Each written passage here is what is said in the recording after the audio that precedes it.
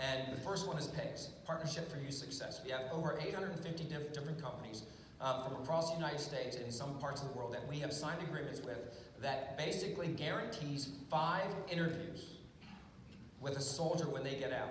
So here's how this works. We go in and we bring an applicant in. We sit down with them, and as they fill out their contract, there's a drop-down menu that allows them to select one of those 850. By the way, 100 of them are Fortune 500s. And they select it. Now, can they change it later? Absolutely. But they initially will select it. And your company, along with the Army in our agreement, a memorandum of understanding that we sign, there's usually a ceremony, guarantees that person 5 interviews. Not a job, but 5 interviews. So think about that as a steady stream of labor pool for you in the future, of somebody that's showing up with soft skills developed, of communication, just like I talked about, critical thinking, problem solving, team building, leadership, discipline shows up after lunch.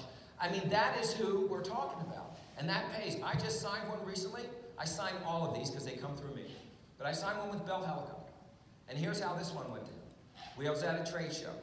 The HR director, the EVP for Bell, met on the floor, started talking. I said, have you ever heard of this program? No, I haven't.